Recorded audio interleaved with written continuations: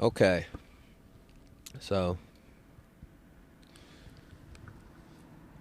this is the second reading of Race Matters by Cornel West. We are reading the third preface. This preface was written in 2017. This is a longer preface, so what I'm going to do is, and for some of the chapters in the book that are longer, every 10 minutes I will stop or at least by the 10-minute mark, I will stop and reflect on the things that we just read, try to make them correlate with the struggle that we're enduring at Rockford and just the bigger overall picture of police terrorism, mass incarceration, and racial injustice, and also connected to books we've read previously. Race Matters in 21st Century America, a new introduction for the 25th anniversary edition. We live in one of the bleakest moments in American history, a bleak time of spiritual blackout and imperial meltdown. 25 years ago, I tried to lay bare the realities and challenges to American democracy in light of the doings and sufferings of black people. And I reached heartbreaking yet hopeful conclusions. In our time, the heartbreak cuts much deeper and the hope has nearly run out. Denialism in Black America has become a massive spiritual blackout in America.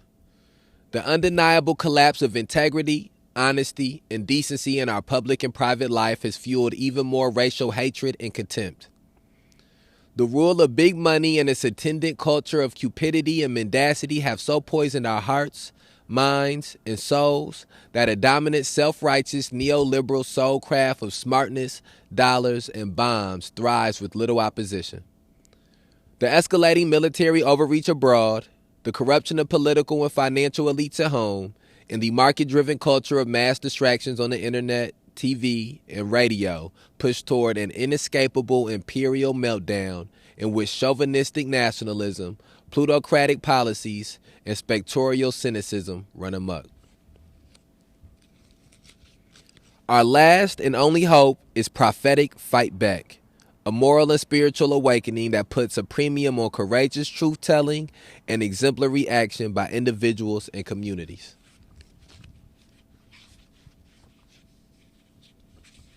Oof. I got these big-ass gloves on and shit, trying to turn the fucking page. Okay, my fault. Damn, if you listen with your kids, I'm sorry. The distinctive features of our spiritual blackout are threefold. First, we normalize mendacity and naturalize criminality.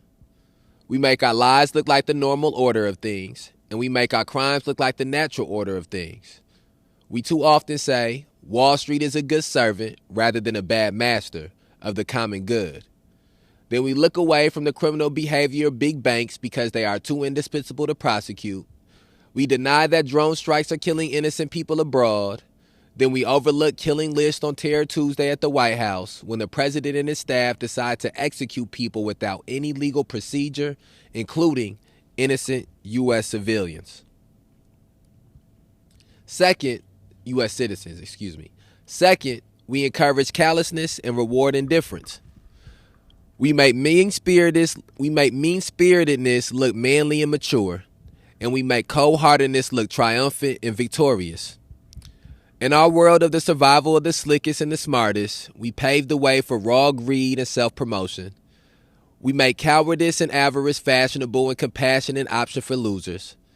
We prefer market-driven celebrities who thrive on glitzy spectacles and seductive brands over moral-driven exemplars who strive on with their gritty convictions and stout-hearted causes. Third, we trump the moral and spiritual dimensions of our lives and world by applauding our short-term gains and superficial successes. This immoral and brutal disposition reinforces and, in part, is a result of the all-encompassing commodification of a predatory capitalism running out of control in our psyches and societies. The pervasive violence in our domestic lives and military policies abroad are inseparable from the profit-driven marketization of our spiritually impoverished capitalist civilization. And our civilization rests upon an American empire in decline and decay. Imperial meltdown is at the center of our catastrophic times. Our ecological catastrophe is real. The Anthropocene epoch engulfs us. Human practices, especially big business and big military operations, now so deeply influence Earth's atmosphere that extinctions loom large. The potential for nuclear catastrophe remains urgent as U.S.-Russia tensions escalate and other nuclear powers like North Korea, China, Pakistan, India, and Israel are expanding and restless.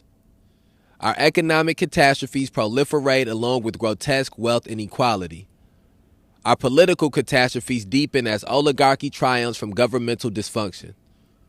Our civic catastrophes deepen as the public interest, common good, or even rule of law are undercut by big money.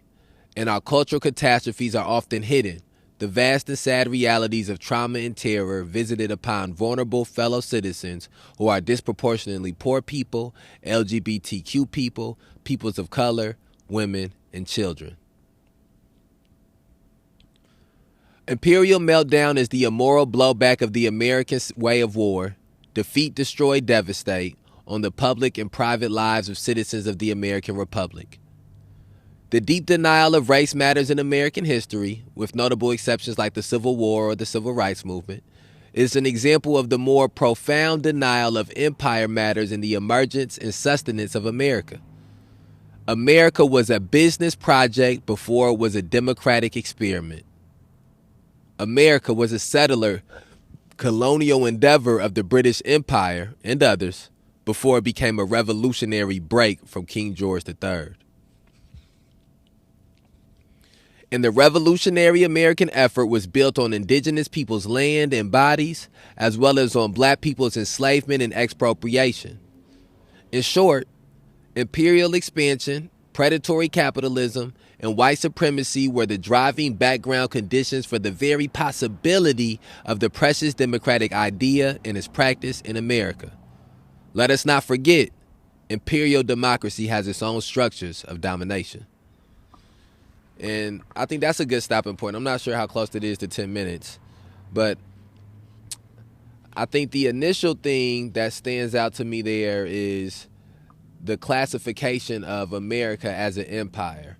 And this is something that Cornel West does regularly. And I think that that puts where we stand currently in a better perspective. I think that there's sometimes the word that has been, sometimes certain words have been used because of custom or tradition, but they no longer encapsulate everything that something encompasses. And so for a very long time, police violence or police brutality was something that would be uttered a lot when it's speaking about the killing of citizens by police officers,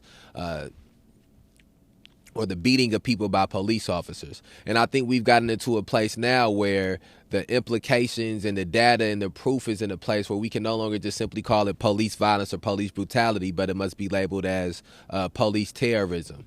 The same thing for mass incarceration. There a lot of times people say things like social justice, fighting for social justice, and what they're really talking about is the system of mass incarceration. And I think that we have to call it mass incarceration because in police terrorism, because it gives the proper, it attributes the proper character to the issue we're fighting, and it doesn't try to do the job of making people comfortable with the issue, which is what police violence does or police brutality does. Because nobody will deny that the police are violent or that the police are brutal, but a lot of people will deny that the police are terroristic. No people will deny or look down on you for fighting for social justice, but when you start talking about dealing with mass incarceration, you'll see people combating you on that. Or when you start talking about racial injustice, instead of just putting the word social, when you put race at the crux of it, you'll start to see people fight back on that. And so I think that that's the same thing goes for empire. America cannot simply be called a country or be called a democracy. America must become to be labeled as an empire because that is what it encapsulates at this point. And if we don't label it properly, we won't be able to struggle properly against the institutions of America, because we're not struggling against the institutions of a country or the institutions of a business, but we're struggling against the institutions of an empire. And then I think one of the other things that stands out is, one second. One of the other things that stands out is the militarization outside the outside military interests of America, and that's one of the things that specifically in this preface, Cornel West does a good job of talking about the implications that what we do outside of the country has on us internally in the country. And to me, that's one of the things that is Angela Davis in the book Freedom is a Constant Struggle does a good job of speaking about, and the importance of solidarity and intersectionality. And so those are all the things that I stand out initially. Let's keep diving into this. Hold on one second. I gotta get my glove back on. This shit crazy as hell. Okay. Let's see where we at. Okay. Our present-day imperial meltdown is a distant echo of the imperial meltdown in Europe that followed World War II, the moment that brought the age of Europe, 1492 to 1945, to an end. The American century began with only the Soviet Empire as a serious opponent, and the fall of the Soviet Empire in 1991 yielded full-fledged American imperial sway. Almost 3 decades since its uncontested claim of world power status, America has followed the route of all empires in human history: machismo might, insecure hysteria, and predictable hubris. Like all empires, the American empire has been unaccountable to its victims. In this way, race matters are an integral part, though not the sole part, of empire matters. One second. Imperial meltdown goes hand in hand with spiritual blackout, primarily because in human history, chickens do come home to roost. American mendacity and criminality, past and present, our lies and crimes, are more and more difficult to hide and conceal. The scope of American callousness and indifference to poor and vulnerable people here and abroad is too vast to ignore. Our greed and self-promotion for short-term gain and superficial success impede any serious quest for moral exemplarity and spiritual greatness.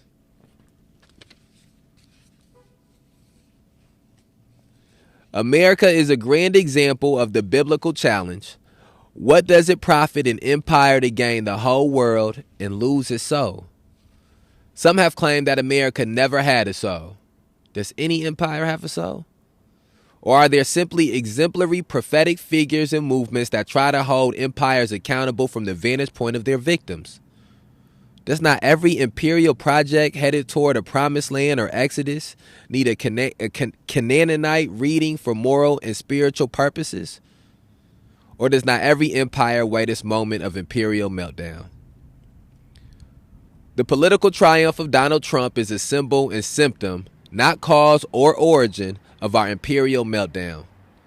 Trump is neither alien nor extraneous to American culture and history. In fact, he is as American as apple pie.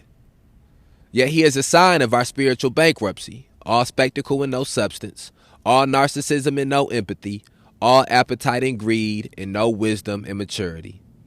Yet his triumph flows from the implosion of a Republican Party establishment beholden to big money, big military, and big scapegoating of vulnerable peoples of color, LGBTQ peoples, immigrants, Muslims, and women. From a Democratic Party establishment beholden to big money, big military, and the clever deployment of peoples of color, LGBTQ peoples, immigrants, Muslims, and women to hide and conceal the lies and crimes of neoliberal policies here and abroad, and from a corporate media establishment that aided and abetted Trump owing to high profits and revenues. It is too easy and short-sighted to blame Trump alone for American imperial decay and decline. Within the narrow yet noteworthy constraints of electoral politics, the Bernie Sanders campaign was a great missed opportunity for race matters in this moment. The largest and most progressive bloc of the Democratic Party refused to support the most progressive candidate in the primaries. Black Democrats turned away from Bernie Sanders. The power and influence of black politicians to uplift Hillary Clinton and degrade Bernie Sanders was quite revealing. The neoliberal patronage system and the Clinton machine through black churches, businesses, radio, and civic networks pushed Sanders, and those of us in his camp, to the margins in black America. And the strong popularity of Barack and Michelle Obama sealed the Clinton candidacy, a neoliberal candidacy ill-equipped to deal with the spiritual blackout and imperial meltdown in our moment. The painful truth here is there is no Donald Trump without Barack Obama, no neo-fascist stirrings without neoliberal policies, all within the imperial zone. Obama was the brilliant black smiling face of the American empire. Trump is the know-nothing, white, cruel face of the American empire. Obama did not produce Trump, but his Wall Street friendly policies helped facilitate Trump's pseudo-populist victory. Obama's reluctance to confront race matters in a serious and substantive manner did not cause the ugly white backlash, but Obama's hesitancy did not help the opposition to white supremacist practices. And, more pointedly, both Obama and Trump, two different faces of the imperial meltdown, supported military buildups, wars against Muslim countries, drone strikes, the Israeli occupation of Palestinian lands and people, illegal imprisonments of innocent people, night raids on poor Muslim families, and inhumane detention camps. These war policies and war crimes have come back to devour what is left of America's democratic soul. Every day of the Obama and Trump administrations, America has been at war with at least 5 Muslim countries. The Nobel Prize-winning Physicians for Social Responsibility estimate that we killed around 1 million people in Iraq, 220,000 in Afghanistan, and 80,000 in Pakistan. The Nobel Prize-winning Barack Obama dropped 26,171 bombs during his last year in office, even as he said not a mumbling word when 550 Palestinian babies were killed by U.S.-supported Israeli planes in 50 days in Gaza. Imperial meltdown is a reminder that we reap what we sow. Money spent on bombs dropped abroad, as in Somalia, Yemen, Syria, result in decrepit schools, indecent housing, unemployment, and mass incarcerations regimes at home. Both Obama and Trump supported military establishments whose very aim is to maintain, quote, full spectrum dominance, end quote, on land and sea or in the air, outer space, and cyberspace. As the Pulitzer Prize winner John W. Dower notes in The Violent American Century, 2017, our Pentagon's annual budget is more than that of the next 8 countries combined. And our war profiteers are the largest supplier of weapons worldwide, responsible for nearly half of all arms transfers. In addition, we have 4,855 bases, including 587 overseas in 42 countries, and special operation forces deployed in 150 countries.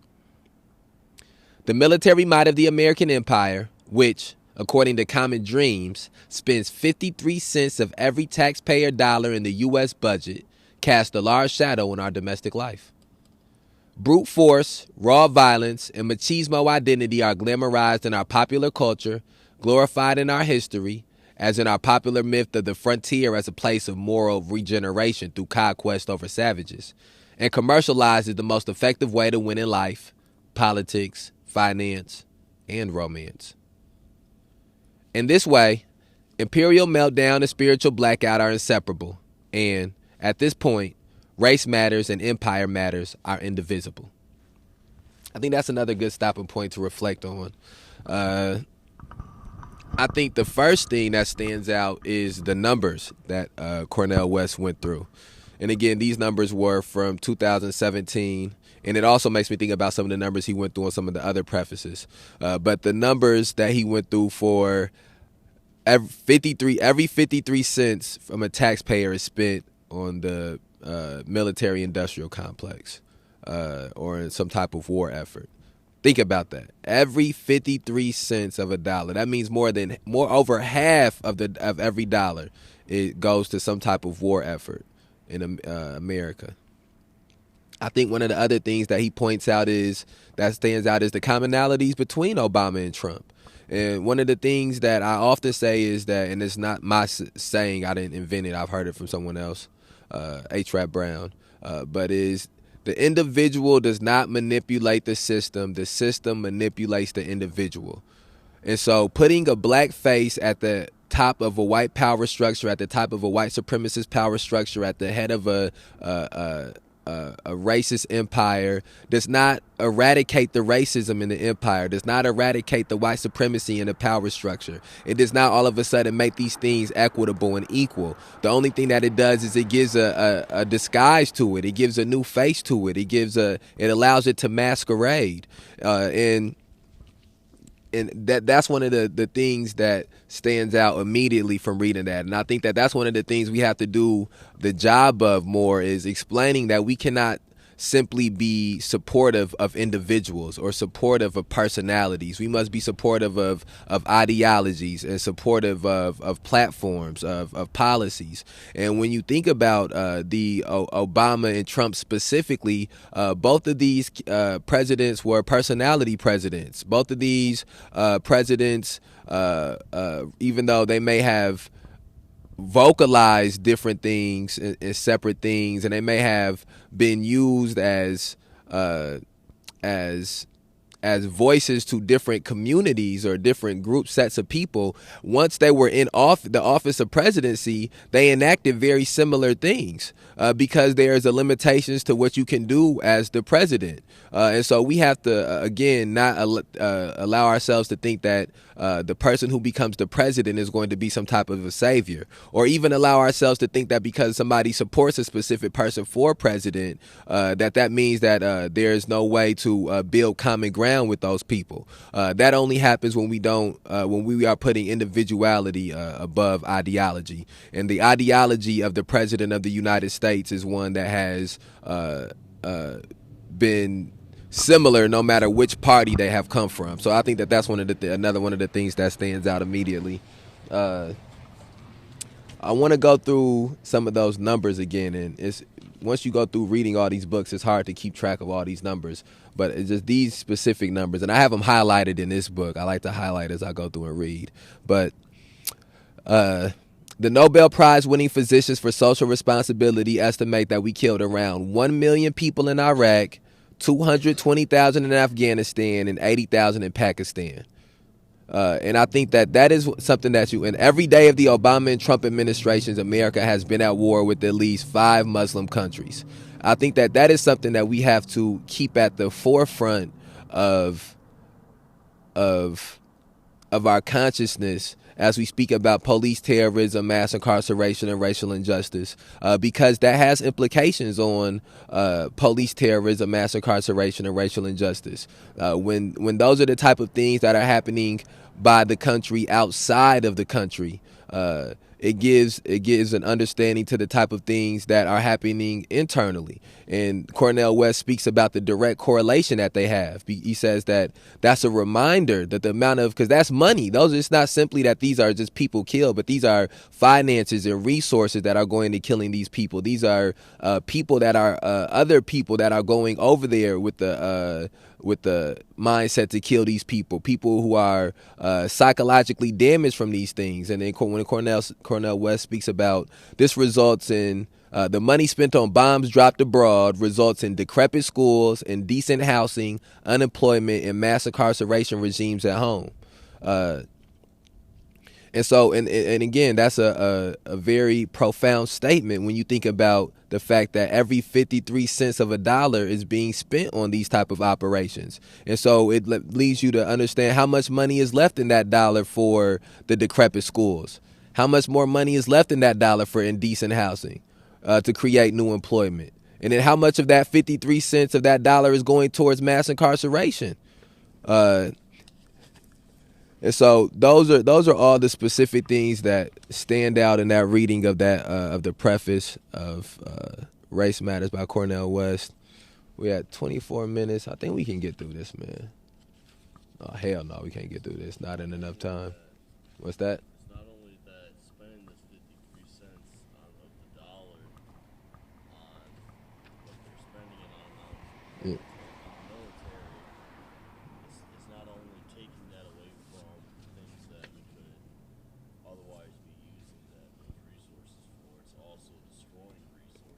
Right.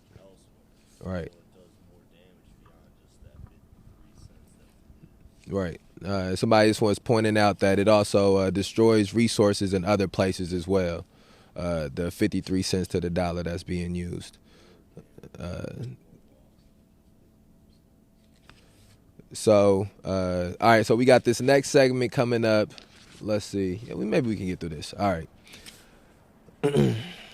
Okay, and then last thing that I want to point out as well that was in there is when Cornel West talks about the how Donald Trump was not a cause of the things or the imperial meltdown, and how Donald Trump was not something that was new or something that was an aberration, as opposed to being what it was the norm for American society. And I'm not sure how many people have listened to the speeches that past presidents have given, and the dog whistle words that past presidents have given, or the racist policies that have come from past presidents. But Donald Trump is not one of a kind. Donald Trump may have been more blatant. Donald Trump may have been less poetic in the way he phrased his prejudices. But Donald Trump is not a new aberration or something that was just created because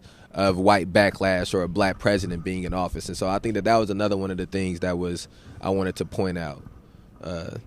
Okay, let's see how much we can get through this. The greatest tradition of prophetic fight back in the American empire is the black freedom struggle. The greatest tradition of moral and spiritual fortitude in the American empire is the black musical tradition.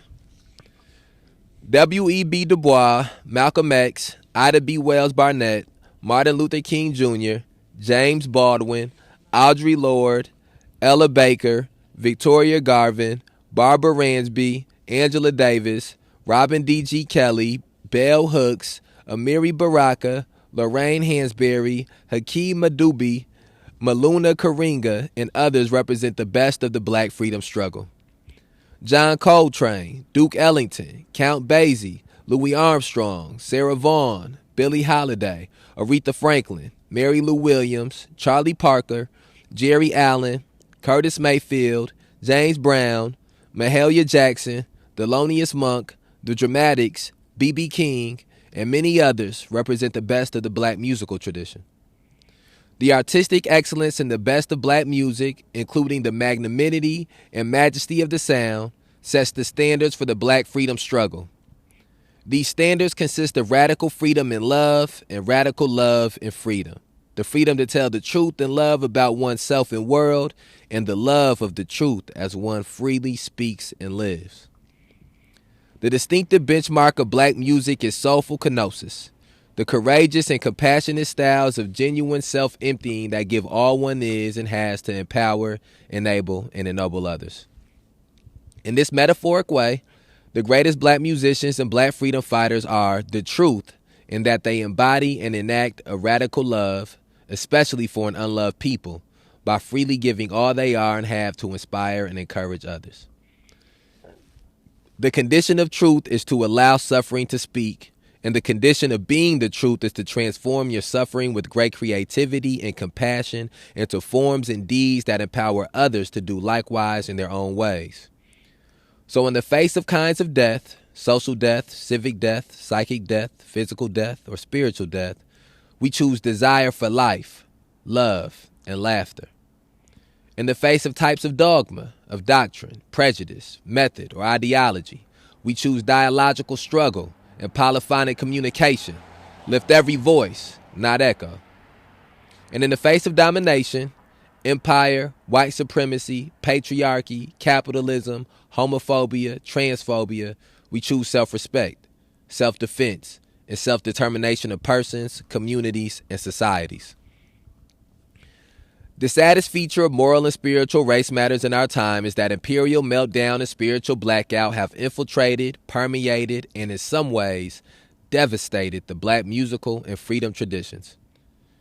And since these traditions are much of the prophetic leaving in the American democratic loaf, our moment has become even more bleak. The wholesale neoliberal attempt to sabotage and hijack the best of the black freedom struggle and musical tradition is glaring.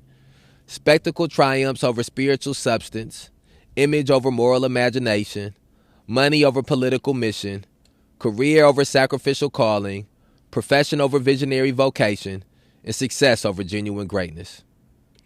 So, just as precious black poor people were crushed by predatory capitalism, our black professional class has shifted from a discourse on poverty to one of diversity. Just as black working people are pushed out of jobs in neighborhoods, our black politicians shift from talks about jobs with the living wage to talk of urban zones, of gentrification and upward mobility. Just as police departments target young black women and men with stop and frisk and, quote, 3 strikes you're out, end quote, black elites shift talk from civilian and community accountability of police to policies of militarizing police departments and criminalizing poor black youth. In this way, the black managerial and middle class must take responsibility for too often being callous and indifferent to its black, poor, and working class citizens. And on the musical front, the oligarchs, with their black professional attendants in the recording, video, radio, and live performance industries, have too often dumbed down the music for pecuniary gain, eliminated most soulful group performers for big-name celebrities to be, and unleashed vicious stereotypes of women, men, LGBTQ people, and others in the name of, quote, keeping it real, end quote. This ugly assault on the black musical tradition is a form of neoliberal spiritual warfare, a market-driven attack on the very souls of black folk. The common message of the neoliberal regime's politics, culture, or soul craft is this: sell your soul for a mess of pottage, spectacle, image, money, status, then pose and posture as if you are or stand for sacrificial love and genuine freedom. Let us not be deceived. This message is the death knell of the black freedom struggle and black musical tradition. There can be no fakes, phonies, or counterfeits in the black musical and freedom struggle. Too much is at stake. Then he's going to pivot here to start talking a little bit about the Black Lives Matter movement, which gets us closer to speaking about specifically some of the things that were mentioned in the book, Have Black Lives Ever Mattered by Mumia Abu-Jamal. And I think one of the things I want to regularly do as we read through these books, and I think it's one of the reasons I'm trying to record them concurrently with each other, is to refer back to other passages, refer back to other pieces of literature, and to try to connect them together to sort of build a canon of struggle against police terrorism, mass incarceration, and racial injustice. And so I think it's important there to, what we just read, to reflect on Cornel West speaking of how capitalism and market culture have infiltrated the black society and the black community in the society. And I think that is one of the things that happen with integration. Too often we don't have the conversation of how integration and integrating, that there were parts of the black community that were lost to that integration, that were bought and sold to that type of integration. We don't talk about often how at the same time that this tokenist integration began to happen, and portions of the black community, the black elites or the black bourgeoisie were brought into mainstream white American society. We also had a litany list of strong black leaders who could not be bought and sold, murdered, assassinated, imprisoned. Black leaders that would have been able to properly guide us through this tokenist integration and maybe at some point get us to a place of genuine equity, not equality, but equity. But because there was an onslaught on the lives of these people through imprisonment and through false imprisonment and through murder and assassinations, you even see a litany of them leave and go to different countries, go to different continents. And so the black community, when it was at its most vulnerable, is when it had its first true interaction with white society, with white America, and the psychological effects that have been done from not just slavery, from not just Reconstruction, but also from the civil rights movement being put down as a slave revolt had lingering and lasting effects on the black people who were brought into the mainstream society and mainstream America. And those people did not challenge the status quo anymore. Those people became part of the status quo. Those people did not challenge the ideology of mainstream America or the thought pattern or the belief system of mainstream America. They opted into it. They bought into it. And that has been for the worst in for the America in general, but it has also specifically and disproportionately in a very unique way had negative impacts on the black community as a whole. And so I think one of the other things too is when Cornel West starts to speak about the music, the black music in America and the importance that black music has had on the black liberation movement and the struggle for that black people have ways in this country. I think that is something that's important to reflect upon as well.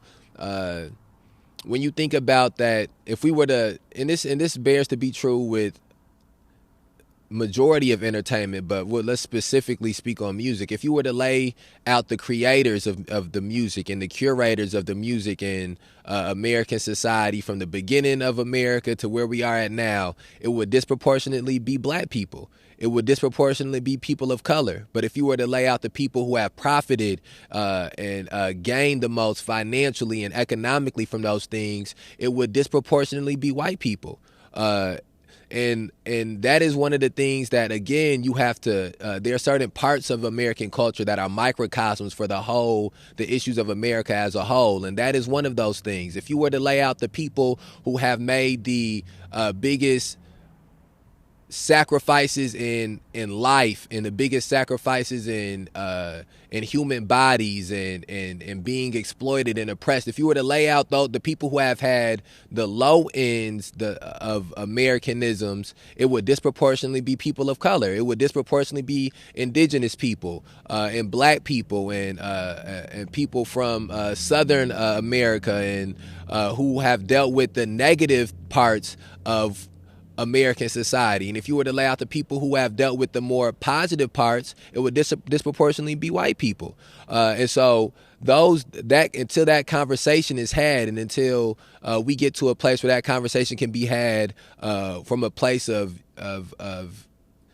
genuinely wanting to address and absolve those evils, we will continue to be working in a backwards type of a manner. And I think that's what the racial injustice part of what we struggle for, where that comes into place at, is that if we don't keep race matters at the center of us dealing with the imperialism in America, we will not be able to properly deal with it. If we don't keep race matters at the central in dealing with police terrorism and mass incarceration, we won't be able to properly deal with it. If we don't keep race matters central in dealing with unemployment and decrepit housing and lack of education, we will not be able to adequately deal with these things. And so I think that those are, from where we are at right now, some of the main things that I'm taking away from this preface of Race Matters, written by Cornel West. And I know we at probably 40 minutes now. Yeah, we at 38 minutes, 47 seconds. So we're going to end this one for today.